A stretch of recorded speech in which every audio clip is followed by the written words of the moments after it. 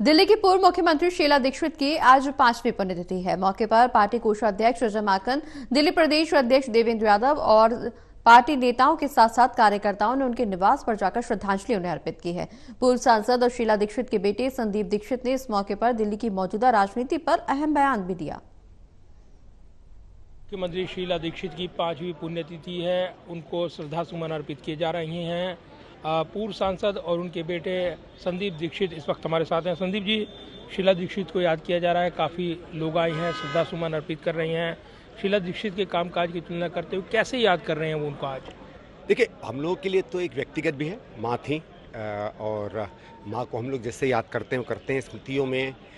हमें तो हमेशा रहा उनके जाने के बाद भी, जब उनकी डेथ भी हुई, कि उनकी इतनी अच्छी एक ज़िंदगी रही कि हमने आज का दिन भी एक तरीके से उत्सव की तरह मनाया है, सेलिब्रेशन की तरह मनाया, क्योंकि बहुत कम लोग होते हैं जो इतना यश प्राप्त कर अपनी ज़िंदगी में जाते हैं। और इसकी हम लोगों को एक उनके परिवार के सदस्य होके भी और दिल्ली के नागरिक होके भी एक खुशी और प्रसन्नता होती है। दिल्ली एक अलग तरीके से आज उनको याद कर रही है। बहुत नेता हैं, कभी कभी अपने अपने इलाकों में याद किए जाते हैं, लेकिन सतत जब से वो गई हैं 10 साल से, धीरे धीरे हर साल दिल्ली के नागरिक किसी न किसी बात पर उनको याद करते रहते हैं।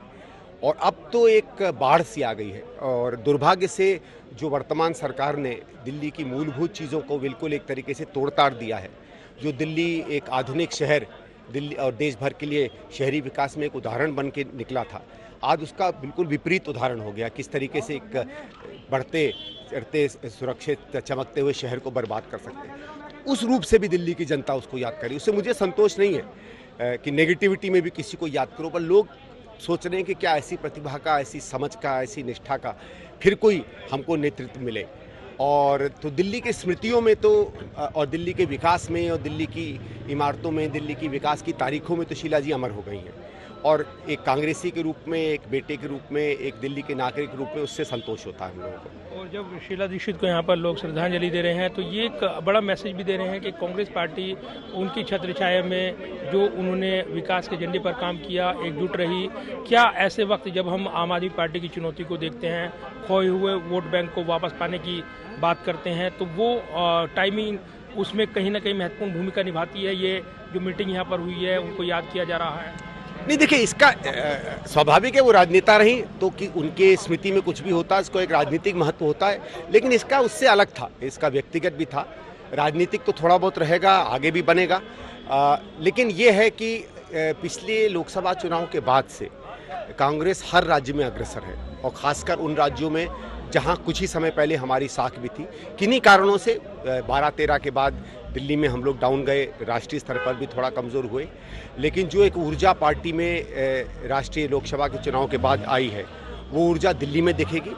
और मुझे लगता है कि अब के बाद दिल्ली में कांग्रेस बड़े पुरजोर तरीके से अपने इतिहास को लेके, अपने कामों को लेके, शीला जी के नाम को लेके, 15 साल दिल्ली के सरकार और हमारे विधायकों के काम को लेके अब हम ज़मीन पर उतरेंगे और वापस जो ज़मीन दिल्ली में कांग्रेस की मानी जाती थी उसे हम फिर से जीतेंगे। मेरा आखिरी सवाल है, क्या आपको लगता है कि अब गठजोड़ कभी भी भविष्य में नहीं होना चाहिए आम आदमी पार्टी के साथ, क्योंकि सब चीज़ें देख ली गई? ऐसा है, राष्ट्रीय स्तर पर गठजोड़ के और कारण थे, और वो गठजोड़ उस समय एक उसका मतलब था, उसका एक कारण था।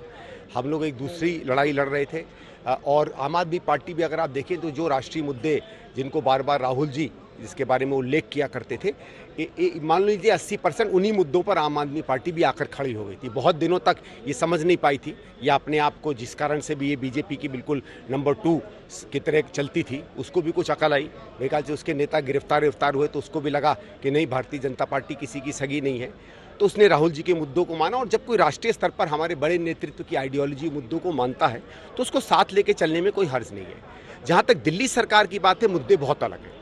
यहाँ सवाल खड़ा होता है स्वयं आम आदमी पार्टी के अपने कार्यों पर। एक बात को तो उनके व्यापक भ्रष्टाचार, और जो बात आज घर घर में चली गई है, किस तरीके से इन्होंने दिल्ली के लूट की पैसा कमाया, उसकी बात को अलग भी छोड़ दें तो यार सड़क की बात ले लो, आप शिक्षा की बात ले लो, टूटते हुए अस्पतालों की बात ले लो, खड़कती हुई बसों की बात ले लो, बिगड़ती हुई हवा की बात ले लो, प्रदूषित पानी की बात ले लो, सूखते नलकों की बात ले लो, सफाई के बुरे हाल की बात ले लो, कुछ भी आप ले लो।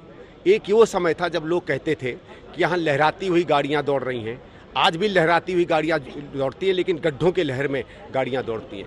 ये दिल्ली जो मैं बताता हूँ प्रतीक बन गया था इस देश का, आज बुरे प्रशासन, गलत प्रशासन और भ्रष्ट प्रशासन का दुर्भाग्य से एक प्रतीक बन गया है। और इसलिए आम आदमी के पार्टी के साथ खड़ा होना मेरे ख्याल से दिल्ली के लिए दुश्मनी करने की बात है। धन्यवाद बात करने के लिए। और सीधे सीधे इस मौके पर कई बातें कह दी हैं दिल्ली के विकास को लेकर, उन यादों को याद करते हुए, साथ ही आम आदमी के साथ जो गठजोड़ हुआ उस पर भी एक आलोचनात्मक बयान देते हुए भविष्य में गठजोड़ ना हो इसका इशारा करते हुए संदीप दीक्षित ने याद किया है पूर्व मुख्यमंत्री शीला दीक्षित जो उनकी माँ भी थी, और उनके कामकाज को याद करते हुए उन्होंने इस मौके पर अपनी बात रखी है। तो एक खास मौका पार्टी को एकजुट करने के लिए इस मौके पर कई पुराने पार्टी नेता नजर आए हैं। कैमरामैन पवन शर्मा के साथ प्रदीप कुमार, टोटल न्यूज़ दिल्ली।